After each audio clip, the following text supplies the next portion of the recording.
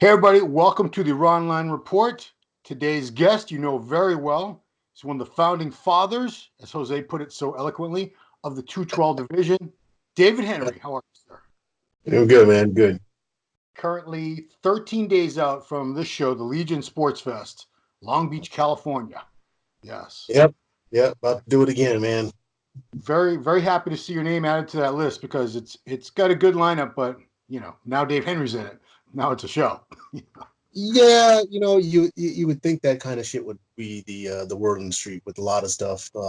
Everything I think I've established myself fairly well and not egotistical and not overly confident with things. But damn it, I've been around for a while and I've placed respectable in a lot of different points in time.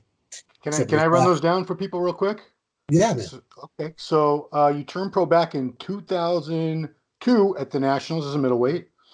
You were the very first Olympia 202 champ. Actually, it was called was it 202 Wild Card Showdown? No, not Wild Card. It was It's just called the just 202 Showdown. yeah. But I always called it the Olympia, which I Well, kind of I got in won the trouble. Olympia wild card in 2005. That's right. That's right.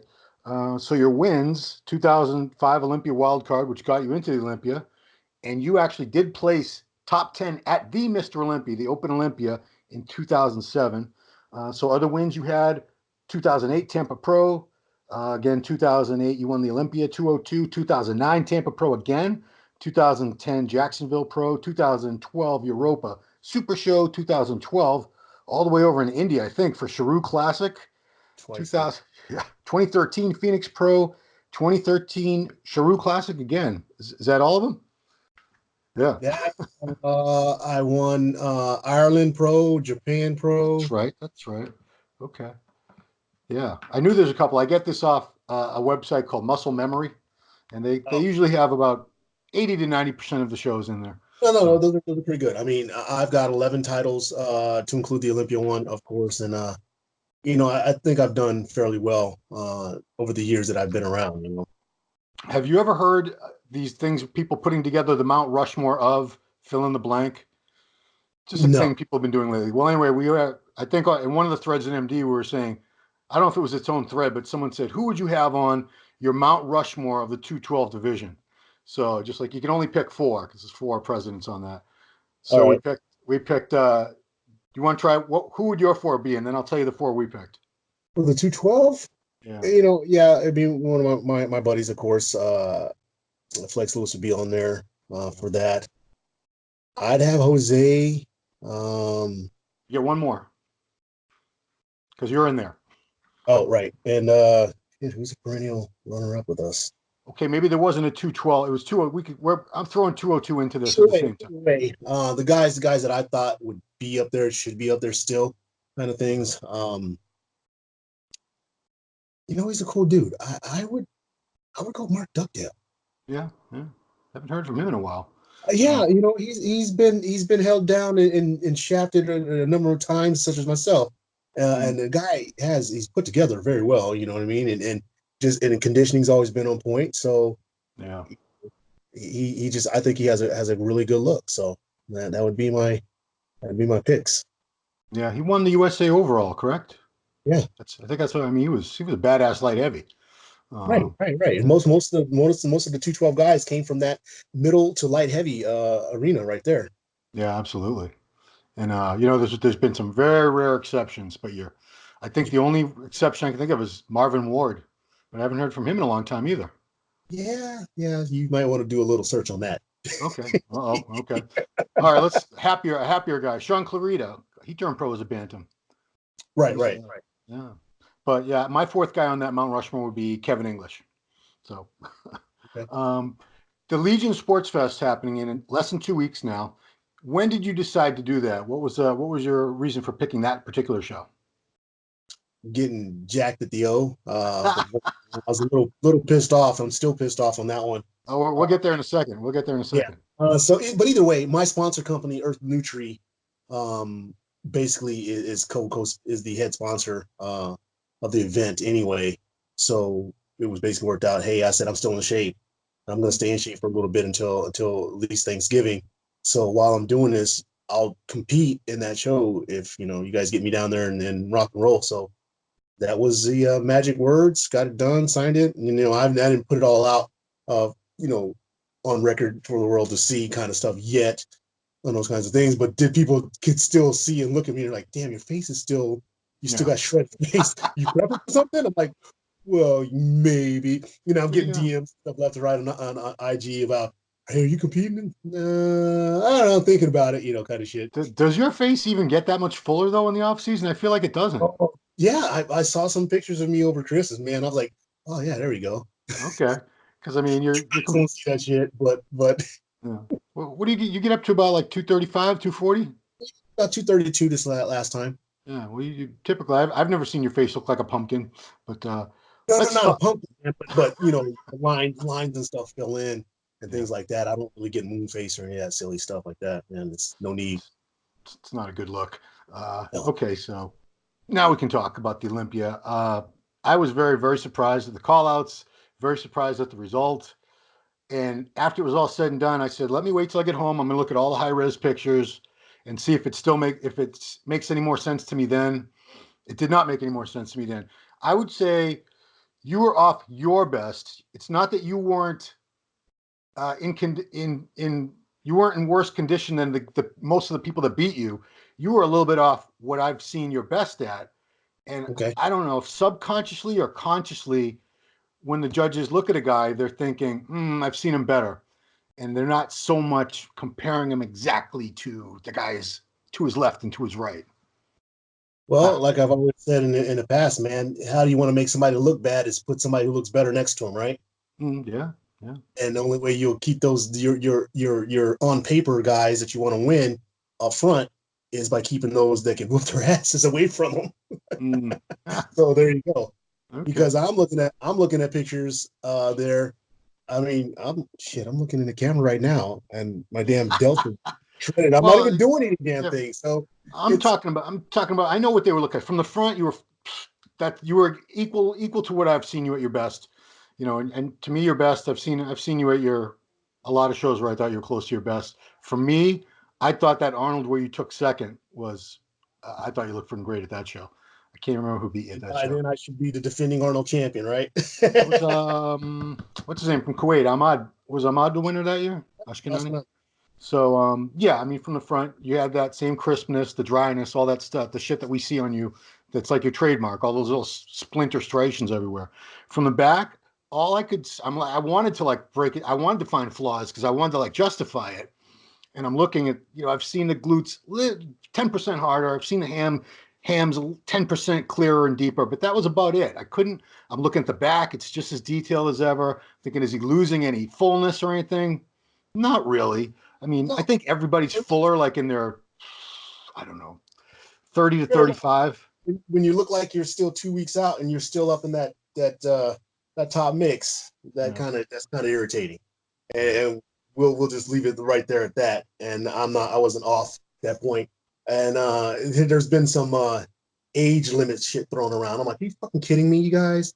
Age You limit, like you have to retire at a certain age? yeah, like fuck off. So you guys see Well, that? what's the age? I'm curious. I don't know, man, but apparently, I was getting, too old, need to retire. Are you freaking shitting me? The guy that won was 47 years old, you jackasses, right? 48. You just turned 48, I believe. Just Yeah. turned 48. So that whole age thing holds no goddamn water. They're Yeah. full of shit. And it's almost like they reverted back to having something to say just so they have something to say. Roden was 46 when he won the Olympia last year, right? Or in Uh, 2018? 44. So there's some bullshit in the mix. Yeah, you're 44. Yeah. Correct. Okay, so you're younger than both of those gentlemen we just talked about. Myself, Jose, and all the rest of us in the upper guys are in the same age. Pretty So much, pretty much, that, yeah. that's just crap. And I heard from a Wait a specialist minute, where did this even come from? Was this athlete suggesting, or because where did you? I asked a couple of individuals and they were like, "It looks like your body's showing its age." I'm like, Oh, "You got to be shitting me." well, How does your body show age if you haven't competed for an entire year? I can see if you did 6 or 7 shows, you should be smoked. well, that's what I want to ask you. I mean, I'm trying. Like I said, I want to justify it, saying, well, let me see if he losing something because I've seen a lot of guys who do lose fullness. They start losing their legs. Their condition starts becoming an issue. But I just, Well, you are holding up. I don't know how you're doing it, but all because you've been competing very consistently, give or take a couple years where your job situation wouldn't allow you to compete for a very, very long time. A lot of no, contest preps. I have the longest running competing streaks. The only time I didn't compete was 2011 when I was deployed for the entire year. Pretty much, I left on an Arnold Classic weekend. I came back on Olympia weekend. My wife had to come and get me. Wow. Yep. What about 2017? I thought, didn't you miss another year? Nope. No? Okay. Now, No, that was only military. I retired, man, in 2014, bro. So okay. so Yeah. there's no job related. I got to go anywhere on that one. Because some of these people they talk about which branch they're in all the time, and I don't want to say they make a big deal out of it, but you never really made a big deal out of it. You never said, No, I can't do the, I have the challenge of doing this while I'm in the. Can I say the branch, or you don't even like to say the branch? yeah, it's Air Force. The I'm U.S. retired, Air Force. Yeah, yeah. 20 years active duty retired Air Force. Not a weekend warrior, not guard, not any of those other stuff. And they can hate all they want, but I did 20 years solid guys Well, thank while you for your doing it. service. Thank you for your service, So Dave. so so You that were challenge deployed several times too, right? three. Three times. Yeah. Okay. That's. Uh, But they just happen to fall in between the times that I didn't need to compete except for the last one. You know what I mean?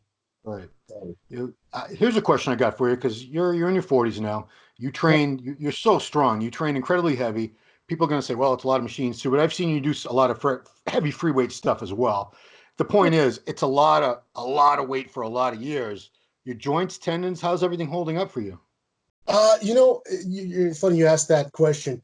I had a couple of elbow tendonitis, but that was just by and large what I do anyway for things. But overall, man, everything's still good. My low back is still jacked up from 27 years old when I had a bomb dropped on my shoulder. But An actual bomb. these are the things that people don't understand, that service connected injuries that some of us are dealing with, if any at all, that I rise to the challenge still. I don't put that as part of the reason why I can't do X, Y, and Z. There is a reason why I don't do a lot of squats. That is the reason, because I got an L4 and 5 crack, spondylosis on that because of that issue. What did that bomb weigh? Huh? 500 pounds. God, what? It fell on your shoulder. Correct. How I did was it up. not pulverize everything? Well, I was up on the top of a 20-foot little giant ladder. I'm a B1 loader by my first job in the Air Force as I came in, Uh, and so part of that job is climbing up and down a ladder, a little giant ladder, fully extended. We're the only career field that's allowed to apex a ladder. And when you say apex, it's stand on both sides of the top rung of the ladder when it's fully extended in order oh to no. load up inside the aircraft. So as I Oh, was ladder with that, and I had my crew chief, or my team chief, had the RCU in his hand, which is a remote control unit. He was raising the bomb up, and it stays strapped to a table. But in the meantime, I'm holding it on my shoulder, and the bomb is going up. Well, one of the sleeves on the table bled off, like his hydraulic powered. uh-huh. Uh, It bled off, and it was a couple inches from the rack, it slammed down on my shoulder, and I had to hold it, wow. not drop this freaking bomb off the top of the damn aircraft. How did you not fall down the 20-foot ladder? Because I'm already on the ladder. I'm holding on with one arm to the Okay. ladder, and I've got the Oh, bomb dude. on the shoulder of the other side, and I'm like, bring it up, bring it up, bring it up. And he's boom, boom, boom, and we had to hurry up and lock it in. I had to basically do a calf raise to lock it into the rack, God. and then you got to shake it to make sure it doesn't come loose. Wow. Meantime, Jeez. it was killing me, and I'm like, damn, this hurt like a bitch. So um, after, I didn't think nothing of it, man. And then as the day went on, my low back started getting really, really tight on the right hand side. And from that point on, Motrin, the military's medicine for every damn thing, Oh. 800 milligram Motrins and stuff, and rest, and maybe you need to stretch it. I was like, something. So for that amount of time, Yeah. I've up, and I can't do squats because just really after a while it takes me almost a week to recover from doing squats. So I do other exercises, which may have led to my underdevelopment of my legs to the comparable to the upper body, but I found ways around that. I've managed to tune into my my leg training over the last several years, and I brought them up. And like I was telling you via text, I've been writing more leg training programs in the last several weeks than any other thing that I've ever been doing. I've been sending them out left and right. It's crazy. Are people asking for them, or are you just like inspired? Yeah. What, both? No, both, man. Oh. Both inspired by that I brought them up, that I train the way I do. They hear through the grapevine of how I train them and stuff like that as well, and how I train my clients. So I literally have people emailing me asking for just straight leg training. Wow. You know, we don't have music rights for the Ronline report, so I can't do this. But if I could, that whole story you just told, right behind it, you would hear the Gap Band. You dropped the bomb on me. How awesome would that have been? Yeah, You yeah. remember that song, right? Those that are old enough to recall that, they have to look. You were a child when that came out. But I have a myth that I've been telling about you for years, and I'm not even sure now. It's been so long. I don't know if it's actually true or if I made it up or imagined it. So I need a fact check. I tell people David Henry competed in his first bodybuilding contest and placed before he ever started lifting weights. True or That, false? that is true. Wow. I remember a picture that in your column, you Yeah. weren't big, but man, you already had like muscle separations. It was I, you already had I, a quality to your muscle that you don't see on like a teenage kid. I still carry that picture around, my man, just because people like to they should like to shortfall what we do with other things and say it's all because of X, Y, and Z. But I carry this picture around Oh boy. at me at 16 years old. Let's see. Let's see if you can see this shit. Uh, There it there we is. go. There we go. That's you on the right. I'm in the blue pants So that with is before weight my big training. ass pants before weight training. 16 years old, brother. What were you doing? Calisthenics? Anything? I did track and field in high school. Wow. Okay. I was an So overactive kid, man, and pretty much a teen, and I just did a lot of track and field. they didn't Uh, do any weight training for that? no, Wow. when I went Did into the weight room, man, it was like a foreign area to me because it was all the football players and stuff like that, bench right. press and squatting and stuff like that. But I was like a little dude. I was 135 pounds in high school, man. I mean, that's not that little. It's I So was like, at 5, I was a freaking rail, man. I graduated high school around at 150 pounds, bro. I graduated basic training at 150 pounds, so I didn't you beat really. me. I was 5'8" and I graduated at 140, so you're definitely a little buffer. We have some questions from the forum. If we can rip through these, we'll be good. Okay, Do you good. know who AJ is? Do you? AJ. He does the show Global Muscle Radio with Giles. Yeah. All right. 6'5" Jamaican Norwegian. So his questions are, that's true. That's what he is. Which 212 bodybuilder do you think will be the next big thing? And then he says, please, Ron, don't brainwash him by saying Lunsford before he answers, as he might pick somebody else. So I didn't Oh, say anybody. yes, because that ain't him. So who do you see on the horizon a year, 2 years from now being a big thing? On the 212, you know what? If that what's his name? Keone, Yeah, the Keon prodigy, Pierce. the prodigy. If that dude could, man, if he puts on a little more size, he's got those crazy Brian Buchanan. If everybody remembers him from back in the day with the little ass waist and the vacuum, he could be a serious threat. Biceps up to here. Yeah, ridiculous, man. And just he has a good shape. I could see him being a 212 monster if you put it all together like that. Yeah, he was like 180 this year at the Olympia, and he So retired. He really, retired immediately from Classic after that. yeah. Uh, oh, okay. Over the last 3 years, do you think the 212 division has improved or regressed? I think it has improved as far as the quality of competitors. I think it has regressed in the way that the judging of it has been done. Hmm, fair enough. And then he just wants to thank you for the many great memories over the years from AJ. He's been a fan for a long time. Next group of questions comes from Fella Finn. Oh shit! Biggest mistakes you made in this when you got into the sport and how your approach to training and nutrition has evolved. I know that could take all damn day. So if you want to give us the No, cliff biggest notes. biggest mistake was not seeking out professional advice from the get-go that is available now.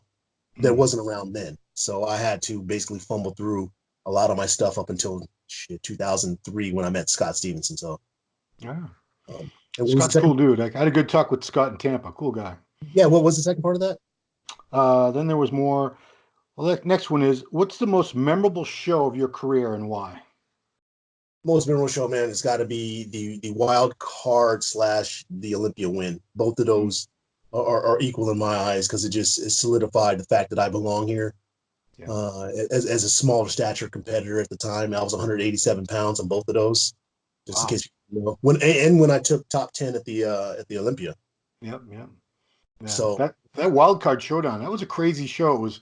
You know what it reminded me of? It was like blood sport with it was like the early days of UFC where oh there'd be yeah, like a judo guy, a sumo wrestler, a freaking capoeira guy. It was like yeah, such a wacky mix of guys up there with you. if people look up the lineup, man, it was Eddie Abu and all those guys on the stage who outweighed me by man at least 50 pounds or more, Yeah. and it was winner take all 10K, and then you got to compete the next day on stage with Ronnie Coleman and Jay Cutler and the rest of those guys. So Yeah. no one else can really say that. They should bring that back. That was actually pretty fun. That was Do cool. not bring back the challenge round. That sucked ass. But That, I could the that wild card showdown. I could deal with that again. yeah. What got you into competing? Did somebody influence you, or were you self-driven? Self-driven only because I couldn't make WWE tough enough. That's Oh, that. I wanted the MTV show? yeah, I Oh, tried out for it. And really? yeah, and they came to Korea my first time, and What? yeah, They flew out to Korea to film you? no, they were holding tryouts. Oh, in Korea. Okay. Yeah, This is all and like so this is all U.S. soldiers trying out, I imagine. yeah, that's where I first saw Kobe Bryant. Man, I didn't even know who this dude was when he was in Huh? college. He was out there practicing in the gym. Huh? In So well, Korea? yeah, either way, I did all this stuff. I made everything, man, other than the height. The height at the time they needed someone to be 5'8". Hmm. And I'm 5'5", so that totally holds my whole chances of that stuff. I wanted to be a wrestler. I really did. I wanted to be a WWE wrestler because The Rock and Stone Cold and all those guys, Stone Cold being from Texas, like I am, was my boy, man. And everything, it was always Austin 316, everything, and The Rock, just because he was just a badass running around. I think he had one of the greatest speaking roles of WWE champion ever. But still a cool ass dude, but that's what I wanted to be. And because I didn't make that, I was like, while I was over there, I was like, well, let me just bodybuild and see what I got. And so I grabbed Flex magazine. I was eating baby food and stuff. I was like, I didn't even know what the heck I was doing, man. I was just going by the shred diet and everything. I won middleweight division and also won the most muscular award while I was over there. Oh wow! So you competed the first time you did a real show because I guess that teenage one was more of a just like Just screwing like, screwing around. It was yeah, Korea was your first real show then? yeah, Huh? Wow. Was it like an armed forces championship? yeah, 1998. Okay. You spent some time in Korea. Maybe you can answer this question for me. Why are their legs and their calves so big? I don't know, man, but I've been over there 8 times, 8 freaking times to Seoul and everything. And I tell you, these guys train like it's their job, and that's the kind of mentality I love to see while I was in Japan or in Hmm. Korea. I mean, itself, Japan a little different on the mentality, but Korea was fantastic, still fantastic. I highly recommend anybody that can get out there go do it. Because I don't know if you've been going to a lot of shows or not, a lot of pro shows, but this year especially, I've been, I don't know, eight or nine. There's so many new pros from Korea, all across the divisions too, not just bodybuilding, like figure, women's physique, and they're Yeah, they're good. They're killing it. They're good. They're really they're good. very good. They've got some great trainers out there. I met a bunch of them, and of course they look up to us as our U.S. counterpart, to go over there and inspire them to do stuff. But man, these guys train like no other, and I'm really impressed with that part of the culture over there because the fitness industry is blowing up. Really. So over there it is definitely, man, and all the other foreign countries over here I'll just leave Hmm. that alone. we're blowing up, but we are slowing down, but it's taking off on that side of the world. Yeah, I'm curious. I know things have been very tense with Korea for the past few years. Was it that way when you were there? I mean, between North Korea, South Korea, and the U.S. Oh, the first time, yeah, man. We did go in some a couple lockdown moments because especially when they found that sub off the coastline, Oh, geez. I was there for that. They locked down the whole freaking all bases and stuff, man. It's like, what code is that, or what alert? What's the highest state of readiness? Not Redcon one. No, we're not talking about Well, I Redcon mean, one. it's phonetic, so it's Alpha Bravo Charlie Delta. So Delta, Threat Delta is where you're at. Oh That's wow. that's that's 100% ID checks and everything, building checks and vehicle checks going into and out of the base, that kind of stuff. You're not allowed. Did they used to call it DEFCON 1, 2, 3, and 4, and they No, changed it? those are nuke events. Oh, okay. That was a movie, DEFCON 4. That's But movie stuff. Man. What people don't understand is that the movies they sensationalize a lot of stuff. Not a lot of that is based is based for real, but they got to change some things because the civilian market won't understand. You know what I mean? yeah, So they got to dumb it down, if you will. They got to Neanderthal it to the point for the common person to understand what those kinds of things really mean. But for those of us that have been in and seen that stuff, not saying I was in the whole thick of it because I wasn't. I was Air Force, duh. But I was a loader on the line, so I didn't have an office job. I wasn't sitting there pushing pencils like they call the chair force. I was out there on a Force. flight. I was out there on the flight line humping bombs and loading shit and ammo and everything else in 120 something degree heat in the desert. Shit. So not very fun. It's crazy how disrespectful the branches are to each other, I think, at times. But those are Uh, the only ones that should be talking shit. The branches between each other, okay, okay. Well, because talk big. I didn't make it past junior ROTC for Marine Corps. In Yeah. high school, I did 2 years, and the instructors were both retired Marines, or were they reserve? I don't know. Anyway, they had a name for every other branch, and they called the Air Force the Air Farce. But you must have called them jarheads or something too. I'm sure you guys had. But yeah, No, you're all we use terms like I work with a couple of Marines right now. We call them crayon eaters. crayon eaters. Yeah, that if you that's an inside running joke, but they call us chair force and Chair everything. Force. So Army calls everybody pogs. People other than grunts and that stuff. Like they act like it's almost like they act like their sole job in each branch. There's nobody better than, and that's how they're trained to mentally to think. And that's Hmm. cool for whatever. I wasn't special spec ops or any of that stuff, so I didn't have a cool ass job like that. Hmm. I wanted to be, but I can't swim, bro. So, so Oh, I the Air Force. I guess they'd be dropped. They'd be dropped into no, places where they would have to swim. we got TAC P, we got pararescue and combat control. Okay. No, I didn't know what like the Rescue, elite units were in the Air yeah, Force. pararescue and combat control are the elite of the Air Force's part of that branch. They are like your Green Berets, they are like your recon Marines and stuff like that. They are war trained and ready to rock and roll. They have to undergo crazy crap like Navy SEALs and everything else. So they are what the SEAls are in Oh, the Air okay. No, I just find it ridiculous because the branches are so intertwined. Like the Navy has its own aviators, the Marine Corps has its own aviators. It's not like anybody's like exclusively land, sea, what else? Land, sea, air. Yeah, and I guess Marines are all three, right? But all right, enough of that. I want to move on to a grilling question. You ready? Yeah, man. Just This think of comes that. to us from the Goon. Do you know the Goon? No, The go for it. Goon?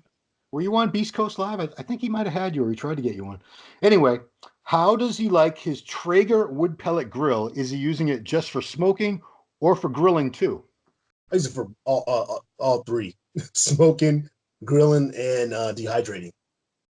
I'm a moron. I don't know. What is a wood pellet? I know like there's charcoal. I have a grill with the gas and with the propane So and the there's and the gas flames. grills, there's charcoal grills, there's propane grills, there's wood pellet grills. So basically, it has a hopper on the side, Yeah. left or right, usually on the left hand side when viewed from the front. And you lift up the lid, and there's these little hardened condensed wood pellets that Okay. drop in, and they feed into a spiral. Shit, what's it called? Oh, Auger. so okay. Oh, so the pellets So the burn.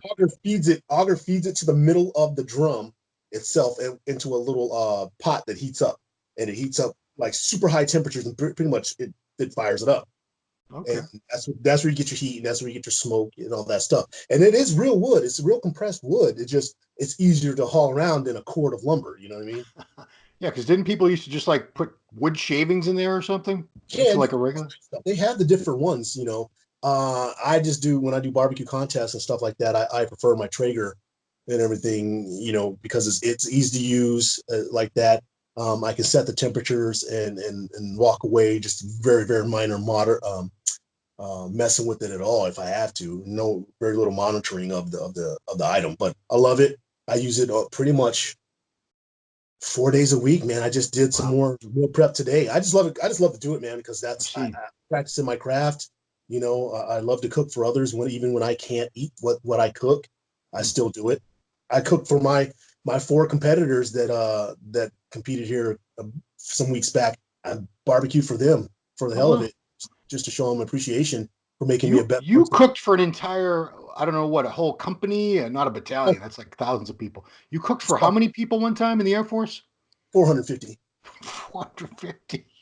Were Yep. you the only one cooking? No, it was myself and my wife. Wow. How many grills?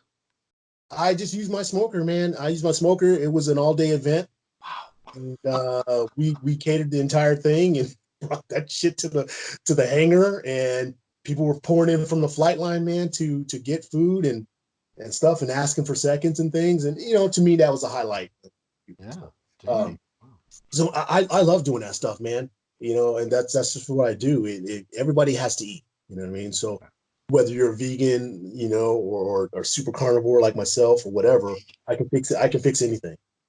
I don't think too many people who would be watching this would be vegan. I just feel like there wouldn't be that many. But And they if are not to the invited to one my. vegan out there, you really need to get some meat, guy. I'm telling you right now.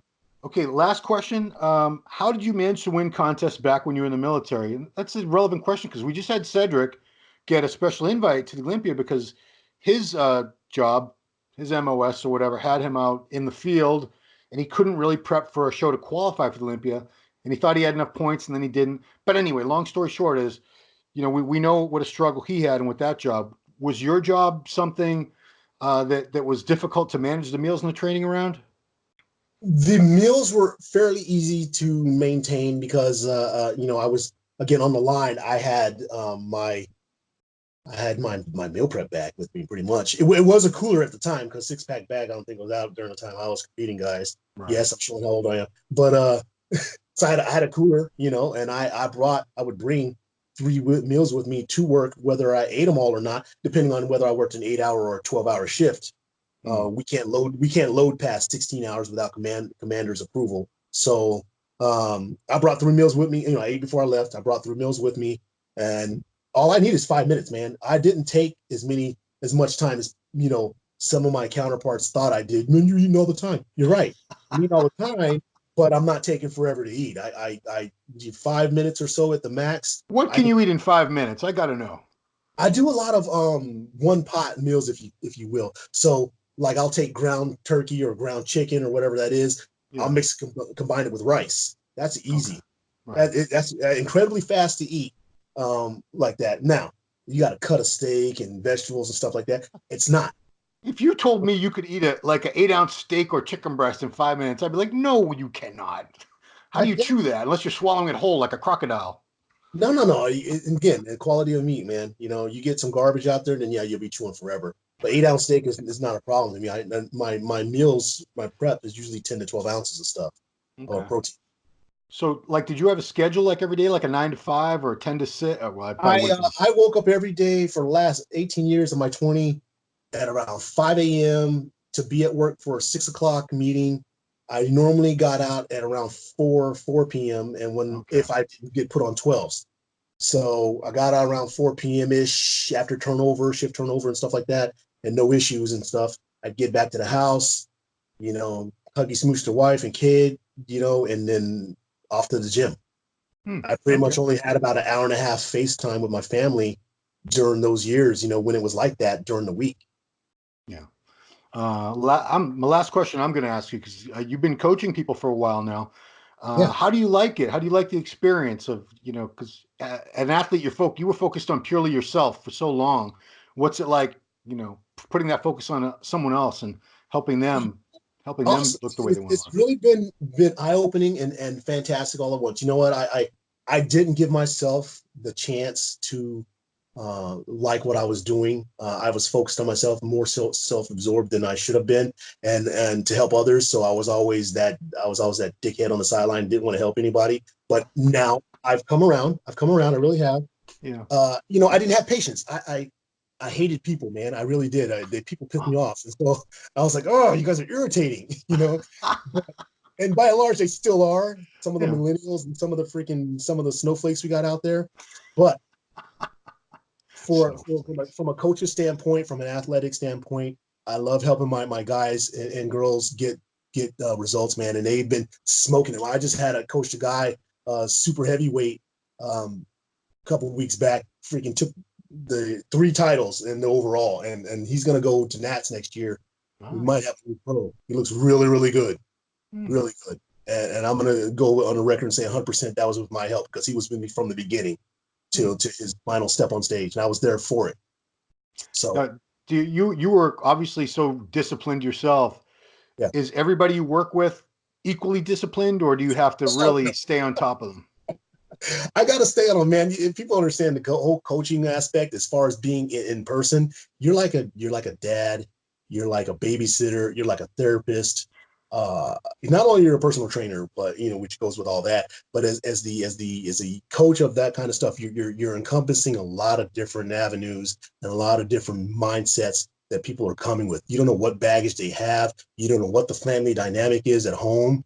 Mm. Uh, I got guys that their spouses do not support them, and that sucks ass to Mm. have that happen. You know, to be going this road like it is and be solo like that. I've been fortunate enough and blessed that my wife has been there from day one, from the Mm. time I won my first contest, signed my first contract to this point. Really? Oh, I didn't know Yeah, you guys have been together that long. Since wow, since so won my first contract in my 20s, kind of stuff, you okay, know. wow, But so it's a long she's time. been, yeah, she was there when I signed my first Muscle Tech contract, man, back in 2005, all young. So You, uh, you guys just took how old your the son you have or daughter? my daughter's 6. 6. You guys was it Disneyland you just went to? Yeah, I just came back from Disneyland, man. Saturday night. Did you have to get like special permission to bring all your meals in there? No, I was blessed enough and fortunate enough again. I keep using those words because those are true. That Yeah. Carlo Filippone, the muscle chef, he runs. Yes, He's got Chicken Pound. He I sent me know. a 5 pound. He sent me 5 pounds of chicken there, and I also ordered off of one of these meal grocery spots that'll deliver the stuff to your hotel. Huh. Okay. It's like Peapod. Okay. Yeah. So Okay. you shop online, man, with the stuff that you normally get for your food, Yeah. and they send it right to the hotel. It was like a $6 delivery charge, you know, that they charge you to your room because of a package. You know what I mean? Yeah. Handling. No, I think But those every city's got that. We call it Instacart here in my area, but it's probably something different everywhere you go. same stuff, bro. They Yeah. go and shop for you. You buy it all online. And I there was 4 families that were with us. So one of the families had a suite and it had a full kitchen. So I basically went up there, and they were right next door. So I went right over there. I prepped all my food, put it in containers. Man, I was able to 100% stay on point Hmm. the entire Disney trip, How long was this? A week long? that whole week, my man, Sunday to Wow. Saturday. So you spent weeks 3 through 2 out from a contest at Disney and stayed on Yeah, your diet the whole time. That is insane. not recommend, Well, wouldn't recommend it. No. Well, it's not not insane. recommendable I for haven't been to monetary. Disney in a long time, but I Yeah, remember the food and everything being like crazy, crazy overpriced. And it this is like is. 15, 20 years ago. It It's still got to is, be bro. worse now. It's ridiculously expensive and is not recommended for most people that don't have their budgets and stuff in line. Let me tell you. Yeah, I know people that go like 2 or 3 times a year. I don't know how they do it, but you had the chicken pound, Carlo Filipponi, on your side. Yep. Shout out to Carlo. Cool, Yeah, man. man. That's all I had for you. I want to encourage people to follow you on Instagram at David Henry underscore IFBB Pro, and also check out his website, dhenrypro.com. You can contact David there for coaching, other services he provides, such as No, just meal basically planning. online training, coaching, nutrition. I'm available in person, of course, if you're around my local Springfield area, Massachusetts, for personal training, that kind of stuff. But other than that, reach me online. It is again fee based. I don't know why. I don't know how many knuckleheads seem to reach out and just say, is it free? Like, no, man. If you want free stuff, then you guys should be looking at all kinds of YouTube, and you should be better than you are, right? Because everything's out there on YouTube, right? Right, right. Well, But you for get what me, you get what you pay for. That's what I like to say. You get what you yeah, pay for. all I'm gonna go with on that, my man. And believe it or not, I'm not as up there as some of the stuff I've been seeing sent to me from others who've been scouting around. So you guys check me out, man. DavidHenryTraining.com or dhenrypro.com, either one of those, and I'll help people out as best as I can.